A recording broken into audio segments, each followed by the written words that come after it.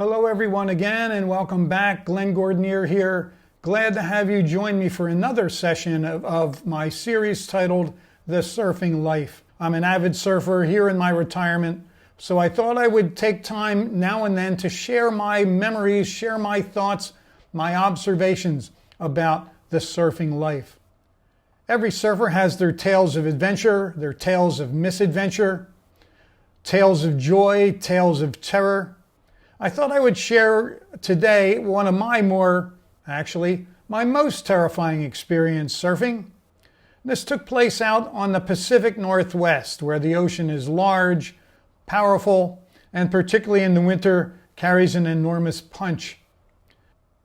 I would travel out there as a professor for the Williams College Ocean and Coastal Studies program, and we would travel from Seattle on down to 2/3 of the way along the Oregon coast to Coos Bay. And when there, we finally would get a bit of a respite, a half day off to kind of recharge our batteries. And if the waves were good, I would take advantage of that. And that's what took me to this terrifying moment. We were staying in Coos Bay just by Cape Arago, which juts out into the North Pacific there. The waves there are enormous, the cliffs are high, much more than I would ever have the courage or the ability to handle. But there is a bowl there on that western coast of Cape Arago called Sunset Bay. It's about 500 yards across on its curving inside beach and narrows down significantly. And as it narrows down toward its entrance out by the open sea, it's surrounded by high cliffs, by sea stacks and offshore islands, many of them covered in evergreens. And then below those, you'll find reefs as well. When there's a large storm, the waves hit those reefs and they act like breakwaters. We were out there, the waves were marching in 25-foot high. The waves would come in, hit those reefs, and burst into 50-foot high explosions of white water, enough to kill anyone. But I was going to be surfing in Sunset Bay. What I'd like to do is share with you a segment from my book, Still Surfing Cold Water, that talks about this terrifying experience. It's titled, In the Rip. On the afternoon in question, the 25-footers were crashing with enormous force against the cliffs and reefs ringing the mouth of Sunset Bay. They were setting up waist-high crumbling waves just off the beach. Hoping that I could get in the water, I brought along my spring wetsuit and booties. Then, having rented a soft-top board that had seen better days, I joined a local woman who was surfing those waves in near the beach. After 40 minutes or so, I noticed two other locals had paddled out beyond us and were taking shoulder-high and head-high rides about halfway out toward the entrance to the bowl. I joined them. Out there, the surfing was fun, but before long, I realized that the cold was creeping through my body, sapping me of strength. I realized, too, that we had drifted away further out along that southern edge of the bowl.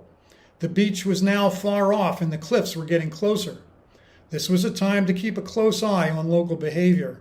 Sure enough, one of the pair began to paddle toward the beach, and as I watched him go by, I realized that we were picking up momentum and were moving at a rapid clip toward the cliffs. There's no question that the water being driven into Sunset Bay was making its way seaward in a strong rip current.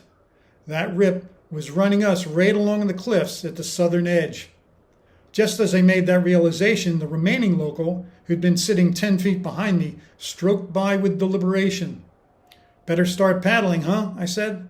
Without breaking his rhythm, he replied with just enough urgency in his voice, "If you don't go now, you'll never get there." I was on my belly before he took another stroke. There was no question what he meant. If you don't start paddling shoreward like hell this instant, you'll never get there. That's because you'll be sucked out in this rip and pounded to pieces by those 25-foot killers smashing on the reefs behind you. I paddled.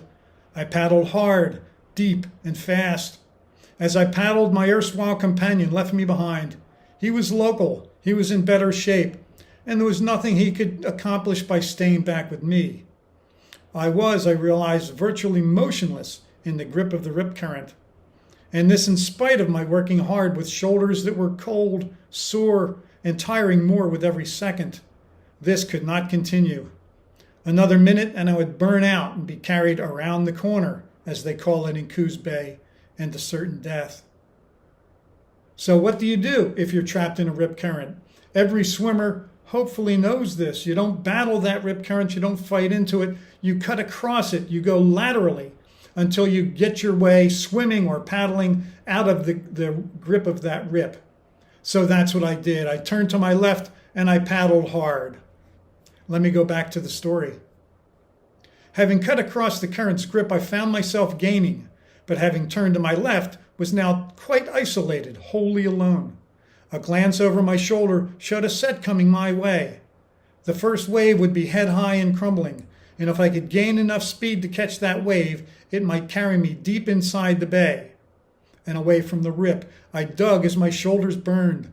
I could hardly feel my hands, and I knew my forearms would barely be able to push me up to my feet, even if I did start to slide down the wave. It began to break behind me, rushing along and catching up to me. It was now or never. With one last faltering stroke, I slid both hands back along the rail, gripped it uncertainly, thrust up, and brought my feet in beneath my hips. Standing on that wave and moving rapidly toward the heart of the bay, my relief almost made me giddy. There were no hard bottom turns on this roller, no trimming for speed, no cutbacks.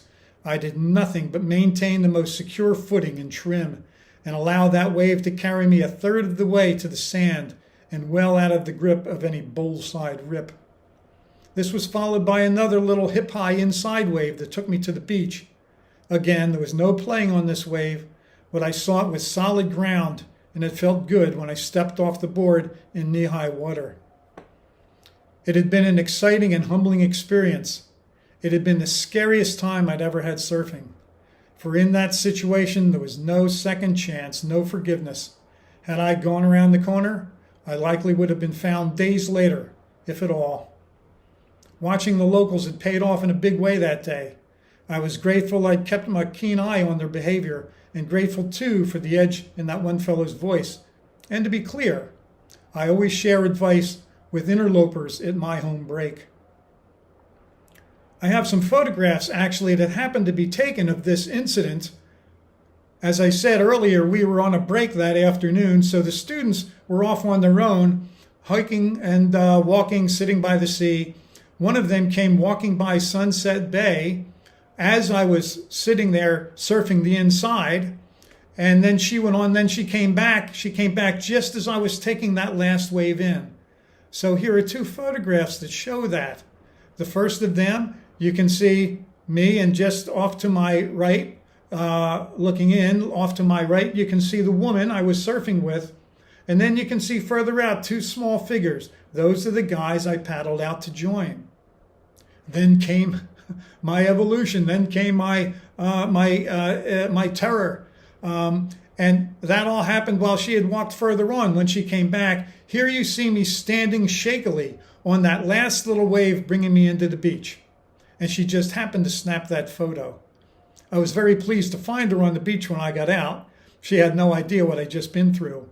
But that's all part of the adventure, all part of the misadventure on this surfing life. Thank you for joining me. If you're interested in that essay and others like it, you can get my book, Still Surfing Cold Water.